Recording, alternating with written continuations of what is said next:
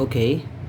Ang topic natin is about sa 5 volts regulator or 5 volts step down IC. Itong tatlong IC na nasa harapan nyo, itong LM7805, it's a 5 volts linear regulator, 5 volts 1 ampere. Ito, MP1584, 5 volts, 3 amps. Itong isa naman is 5 volts 5 ampere naman. Itong 7805 na na regulator, LM7805, 5 volts 1 ampere. Ang input nito ay 7 volts to 25 volts as per datasheet niya sa online. Pwede niyo po siyang ma-check para makita niyo po kung ano yung specification ng IC na to. Pero based sa internet, sa datasheet niya, 7 volts to 25 volts ang kanyang input. Madalas pwede niyo ito makita sa mga, kung gusto niyo mang scavenge o makalibre ng mga gitong IC, sa mga power supply and DVD, sa mga TV, sa mga aircon, sa mga circuit board ng aircon, meron din to. Yan, testingin natin yung mga IC na to.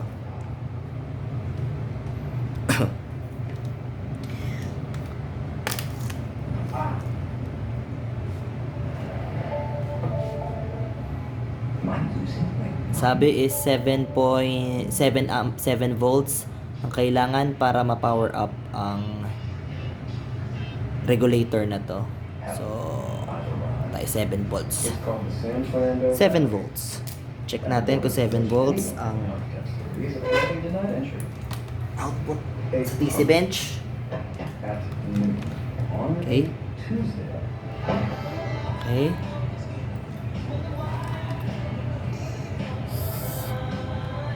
$7.4. Okay. Testingin na natin.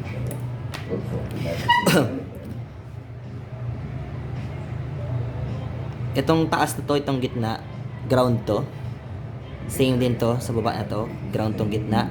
Itong sa kaliwa, ito ay input. Dito natin ilalagay yung 7 volts to 28 volts na input voltage. Ito naman pinakadulong kanan na to. Ito yung output. Dito lumalabas yung 5 volts. So, dito natin siya ilalagay. So, kapit natin.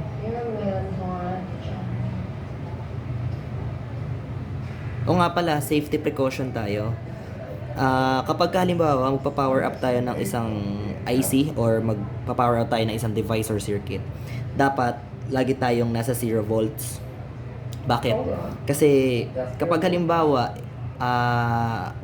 mali ang connection mo o short circuit yung pagkakagawa mo, pagkaka-wiring mo sa circuit or sa system or sa IC na to, kapag nakataas agad yung voltahe mo, maisira yung component.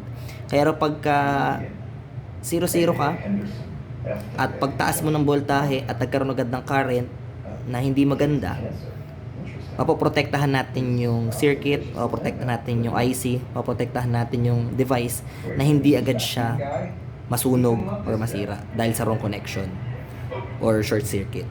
So, ayun. Ayun, testingin natin.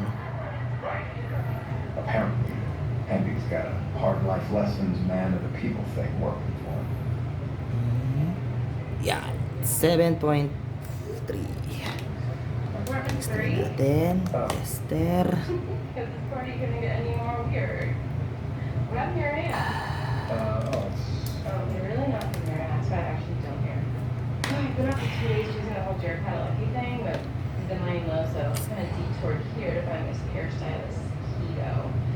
Ayan. 5.02 volts. So, yung 7805 na to, okay to. Ayos to. Testingin naman na itong isa. Itong 5 volts 3 ampere. Actually may meron naman tong legend sa ilalim. May guide naman siya kung ano yung input tsaka output. VI, V+. Ito yung input. VO, voltage output plus, ground. Parehas lang yung ground na yan. So, pwede tayo ito mag-input. So, check tayo natin balik natin sa 0 volts para sa safety. Sorry, this is. Then, voltage input. Might need surgery, but it's okay. Well, if you do, Dr. Daniel at St. Henry's Medical Center, if you go, tell him a friend, yeah. 7 volts. Itong MP1584, yung input voltage niya nasa 7 volts din, up to 28 volts naman. Check natin kung may output din. Seems pretty great. Hey, drool a little more. It's a good look on you. 5.04 volts. So, working din to. Scoop. Inquiring minds want to know. So I just give it idiots, guys, okay? Okay. Being famous, don't make Itong isa naman. cover shit in gold. It's just super shiny shit. Feeling you might know that, but I was wrong, and now I pity you. Excuse me. Hold on, you're gonna point out Rufus? You're a big boy. Figure it out. Hey. Meron din tong mark sa likod. Ayan o. 5 volts ground. Ang ground naman ito is common naman parehas. So, okay lang naman. So, as per datasheet nito, Excuse me. itong converter na to, nasa 9 volts to 36 volts ang kailangan. So, minimum niya is 9 volts. So, sa 9 volts dapat mag-work to. Okay. 9 volts na. Test natin. Actually, Okay, 5.27 volts. So, working din. he told me to use the code word. Yes.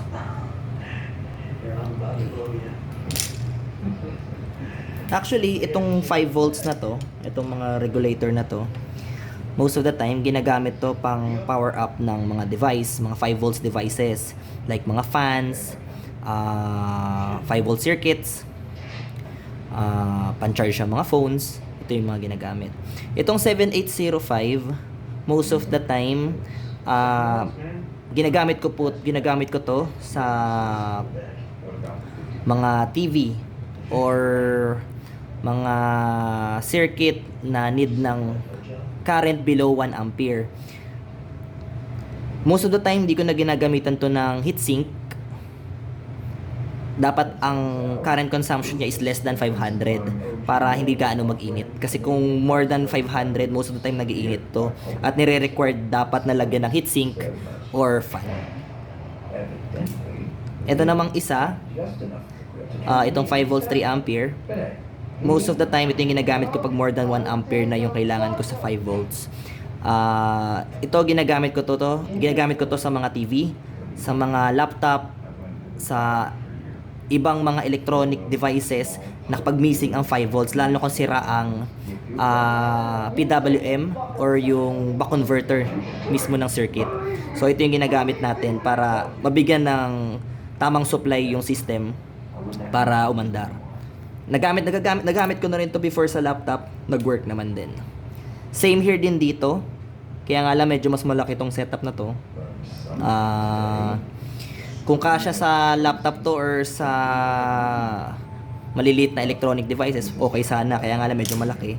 Kalimitan nagagamit talaga to sa mga TV, sa mga aircon circuits,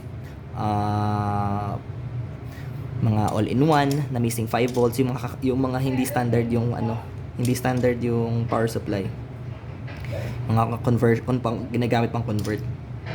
Oh my God, what happened? So basically lahat naman to 5 volts. Ang kaibahan lang is yung mga current nila.